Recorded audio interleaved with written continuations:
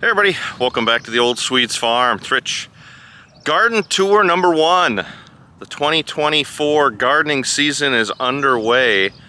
Has been underway, but like I said in a previous video, it's been so windy I couldn't get out and film. It's been nuts. So, want to run you through what's going on. It is late May. I'm filming this on the 20th. I'm going to try to put it out tomorrow, May 20th.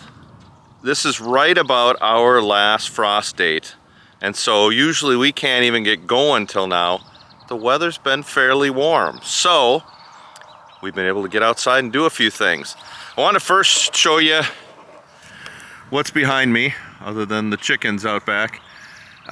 Yes, I've got some weeding to do, and I will do it. But before was not the time to do it. The asparagus garden is done. You can see it's getting taller. We're letting it go for the year so it can put that energy down into the ground. Now it's time to remove the weeds and the little tree seeds and stuff that's happened. That's a battle in itself. Weeds, you know, have been a battle here since we moved in. The gal that lived here, she was an older gal and really couldn't take care of the place. So the seed bed for weeds is just incredible. It's a bigger weed fight than I've ever had, and with a garden and keeping it, trying to keep it all natural with chickens, we're not, I mean, I'd love to go nuclear and just start over, but I'm not willing to throw the chemicals in the ground and then eat them and have my birds eat them. So a couple things. One of the next things we're going to work on is this strip here where we usually put in some of the squash, and out here our squash bed. Lots of weeds to work on, but we're going to get the area around the mounds. We're going to get ready to plant the squash probably this upcoming weekend. And I got a new compost pile. Just starting. Lots of room. 2 cattle panels, 4 T-posts, and it's 10 feet across. So this is the compost pile of a lifetime. You can see where I kind of just had a mound of stuff and the girls spread that all over. Now they actually can go in there with the cattle panel and they can get, they can turn it over, eat some stuff, and then they can drop a little bit and add their own fertilizer to the pile. So pretty good. Let's go in the garden. Let me show you what we've done so far. Like I said, the weather's been cooperative. It's been warmer. We haven't had a frost in 3 weeks. So, hot dog. Let's get in here. Gotta close the gate so the ladies don't get in here. We're just starting to plant. Now this year, you know, last year we've been running our CSA, we've been doing all sorts of stuff. Not anymore. At least for the upcoming years. We're just working on what do Holly and I need and a little extra. There's a little extra for either the food shelf or to give away some of that. But as you can tell, the garden's gonna be a little thinner than before. We're starting out. So let me show you what we've got in, and there's more that's gonna go in tonight. Our jalapenos are in. Down here, we've got a row of red and yellow peppers, and right next to it our green peppers are in. So they're probably 6 inches tall. They're good to go. Cauliflower is all in. One thing that we got in early, last year we put it in and it bolted. I wanted to make some kimchi, so we tried it this year, planted it in late April when it was really cool. It bolted. Napa cabbage. If you've ever had Napa cabbage, if you've ever grown, sorry, I'm trying to walk and not trip over everything. If you've ever grown Napa cabbage, let me know what the secret is, especially if you're in the upper Midwest. Last year, it was a little too warm and it bolted. This year, it was darn cool. Highs in the 60s, lows in the 30s and 40s, and it bolted. I cannot grow Napa cabbage, and I want to make some kimchi. So show me the secret if you know it, please. I'm dying to know because I want to make some kimchi. Let me show you what's in our tubs. We've got these beautiful raised beds that we've had now for 3 years. Last year we had potatoes in here. This year we got carrots. Hopefully you can see those. We got 5 rows of carrots in there. We're going to do another bed of carrots a little later. We've got our white onions in this tub, and they've been in there a little over a week. Our red onions are in here. These raised beds are just dynamite. We've thrown some compost in there and mixed it all up, and especially down here. These are, let's see, this is a tub of remnants, leftovers from last year. Just start seeing it coming up. Potatoes. We've got 3 tubs of potatoes going. This one is Yukon Gold. They were starting to sprout, so they're sticking out a little bit out of the ground. We put everything down 6 inches, and down here, Kennebec White. You can see a couple of them starting to come up. So we're just getting going.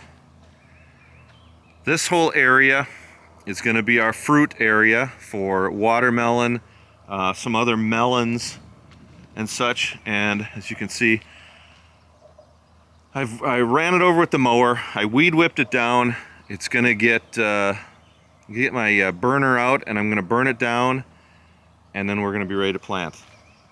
Now here's some of our plastic that we put down. Some of it came up. It's single layer plastic, not overlapped like the other area, so we had to do a little repair on it, and so I've got some T-posts just laying on it for extra weight. And down this middle stripe here, Holly just planted peas. She likes shelling peas, so she put in shelling peas. On the other side, as soon as we get these weeds out, which will be this week, we're going to put our beans in. So we're good there. Down here, got the big area down here, and we got some more tubs. This first one is all our leftover onions. So anything that didn't fit down in the other, just Holly put it in there. I think she's still got a little bit of room. This one, I'm putting more rock in, and I've got the fabric to lay on the rock. As you remember, for these tubs, how I do it, and how I've done it down there with the other tubs, a layer of rock. I put holes in the bottom of these, then a layer of rock, small rock, then I put the garden fabric over it. So I've got that barrier between the holes in the bottom and my soil. I don't want those filling up with dirt. So put that fabric over the rock. Now there's that barrier. Put compost down, then I put soil, manure, then I'll put another layer of straw and manure and such, and then I'll put the topsoil over the top. So for this one, I just filled that. Rock, fabric, about this much straw and manure from the chickens in the barn, fresh, raw, and then I put 6 bags of topsoil over the top of that manure topsoil. Then I put another about 6 inches of chicken manure and straw, let that break down during the season. Then put another 14 bags of topsoil manure over the top. That's going to keep going. These are onions on top, so they're not going to get down to all that manure where it's composting. Even though it's hot, it should be good. So, all right, getting those, I think down at the end, those tubs, just filled one, going to fill another one tonight.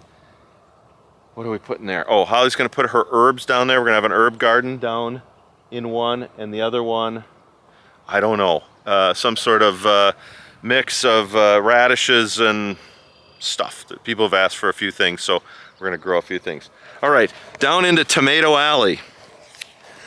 As you can tell, one side we've weeded and one side we haven't. The dandelions exploded last year and threw all sorts of seeds. So we just gotta, they're really big, we gotta pull them out. But we got one side completely done. Let me see. San Marzano, Jersey Devil, Amish Paste, Down here, black cherry, the little cherry tomatoes, and I only got one that came up, but our large red cherry. And then down the rest of the way is going to be cucumbers, and we got one volunteer pea. I might put peas on the other side of the fencing here because it'll grow at the same time as the tomatoes and such, and it'll throw a little nitrogen down into the ground. So, and then this area, if we want to add more plants, I've got plenty of room to throw more down, and I've already, I got a couple of holes burned, but I'm going to see what I need more of, and I've got plenty of space. So it should work out really good. I should say, on this side of Tomato Alley, since I don't need to have 50 tomato plants, just growing enough for what we need for sauce and such, I've got acorn squash growing. So acorn squash are going to grow on this side and hopefully grow up. I've never trellised squash, so I'm going to do that this year. So we'll see. You'll have to watch along our garden tour. Our farmer, neighbors on 3 sides of us, Tom, great neighbor, great farmer. He's got corn, planted corn about a week ago. So what is it, late May now, within a month and a half. By July 4th, we should have about a 7-foot privacy fence here all the way around from the corn. So watch that grow as you see our garden updates. I'm going to try to do an update every, I don't know, 2 weeks or so. I just want to show you what's in, even though we're way behind some of you. I've been watching some other videos. Our friends down in Texas, they're processing beans and peas and lettuce and everything. We're just getting our stuff in the ground. It's amazing the difference between different climates, different growing zones, but we're up in 4B, so it seems late, but we're actually ahead of schedule. So I'm looking forward to the gardening season. We got a lot in, we got a lot of work to do, and we'll see when we're picking our first stuff, other than the asparagus. Asparagus, by the way, has been, we've frozen some, we pickled a whole bunch, we have eaten a lot, we've given some asparagus away. We're asparagus out. Now it's time to let it rejuvenate and move from there. So lots of projects, lots going on. We'll take you along for the ride as we go. We'll see you in 2 weeks, but Garden Tour 1, Zone 4B up in Minnesota. The gardening season for 2024 is underway. Hope everybody's doing well with their garden. Take care, everybody. Bye-bye.